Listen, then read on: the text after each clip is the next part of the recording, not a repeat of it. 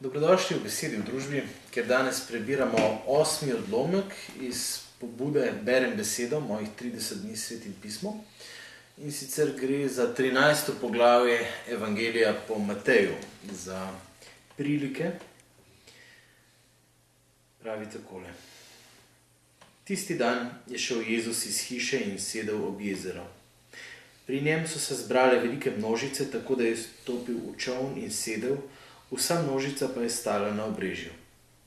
Takrat jim je veliko povedal v prilikah. Dejal je: Sejalec je šel sejat. Ko je sejal, je nekaj semena padlo ob pot. Priletele so ptice in ga pozobale. Drugo seme je padlo na kamnita tla, kjer ni imelo veliko prsti. Hitro je pognalo, ker ni imelo globoke zemlje. Ko pa je sonce vzšlo, ga je ožgalo, in ker ni imelo korenine, se je posušilo. Spet drugo je padlo med trnje in trnje je zraslo ter ga zadušilo. Druga semena pa so padla na dobro zemljo in so dajala sad, eno 100-ternega, drugo 60-ternega in spet drugo 30-ternega. Kdor ima ušesa, naj posluša. Tedaj so pristopili učenci in mu rekli: Zakaj jim govoriš v prilikah? Odgovoril je in jim dejal: Vam je dano spoznati skrivnosti nebeškega kraljestva, njim pa to ni dano. Kdor namreč ima, se mu bo dalo in bo imel obilo. Kdor pa nima, se mu bo vzelo tudi to, kar ima. Zato jim govorim v prilikah, ker gledajo pa ne vidijo, poslušajo pa ne slišijo in ne razumejo. V njih se izpolnjuje Izajijeva prerokba, ki pravi: Poslušali boste, a ne boste doumeli. Gledali boste, a ne boste videli. Otopelo je namreč srce temu ljudstvu, z ušesi so težko slišali in zatisnili so si oči, da ne bi z očmi videli, da ne bi z ušesi slišali, da ne bi v srcu doumeli in se spreobrnili in da bi jih jaz ne ozdravil.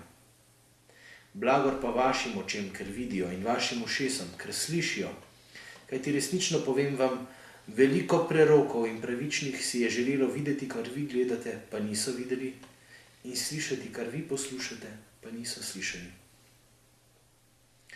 Poslušajte torej pomen prilike o sejalcu.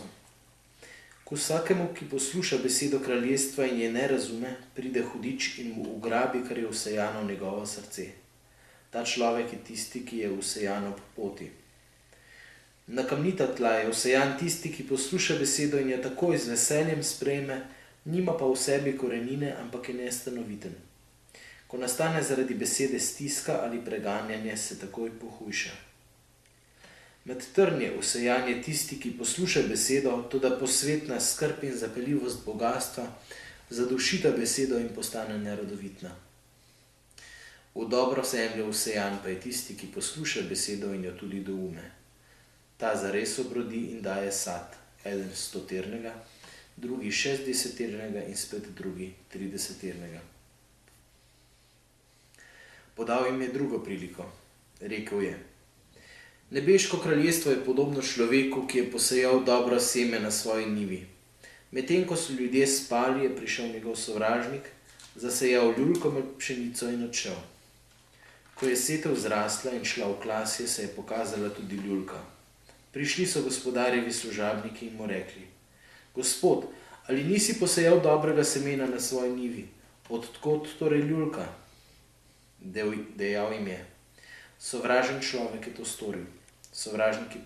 Služabniki pa so mu rekli: Hočeš torej, da gremo in jo poberemo? Nikakor, je dejal, da morda med podbiranjem ljulke ne izpulite z njo vred tudi pšenice. Pustite, naj oboje skupaj raste do žetve.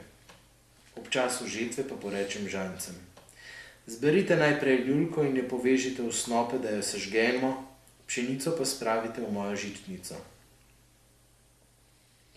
Še drugo priliko jim je podal.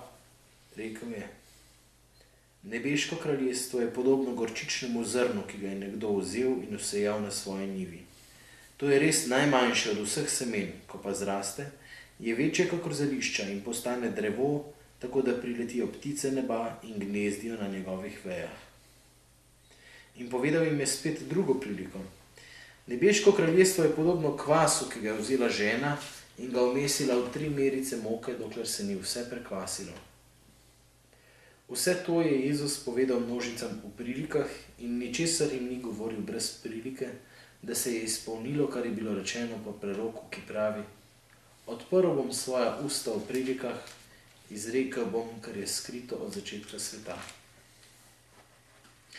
Tedaj je odpustil množice in šel v hišo. Njegovi učenci so pristopili k njemu in rekli: Razloži nam priliko o ljulki na njivi. Odgovoril je in rekel: Sejalec dobrega semena je sin človekov, njiva je svet. Dobro seme so sinovi kraljestva, ljulka pa sinovi hudiča.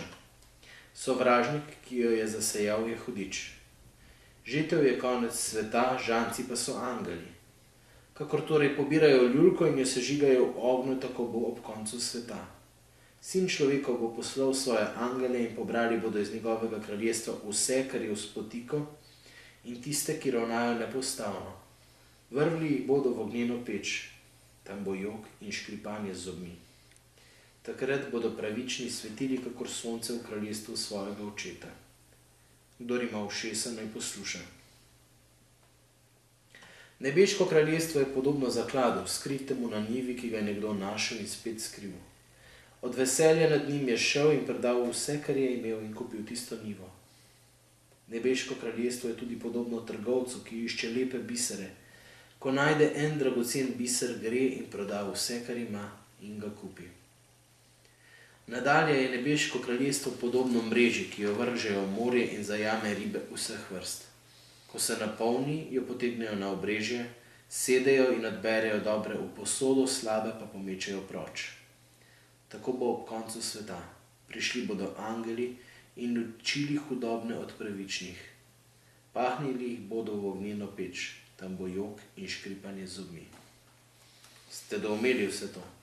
Rekli so mu: Smo. Tedaj jim je dejal: Zato je vsak pismouk, ki je postal učenec nebeškega kraljestva, podoben hišnemu gospodarju, ki prinaša iz svojega zaklada novo in staro. Ko je Jezus končal te prilike, je šel od tam. Prišel je v domači kraj in jih učil v njihovi shodnici, tako da so se zelo čudili in govorili: Od kod temu ta modrost in ta mogočna dela? Ali ni to tesarjev sin? Ali ni njegovi materi ime Marija, njegovim bratom pa Jakob, Jožef, Simon in Juda? In njegove sestre, ali niso vse pri nas? Od kod torej njemu vse to? In spotikali so se nad njim. Jezus pa jim je rekel: Prerok ni brez časti, razen v domačem kraju in v svoji hiši. In zaradi njihove nevere tam ni storil veliko mogočnih del.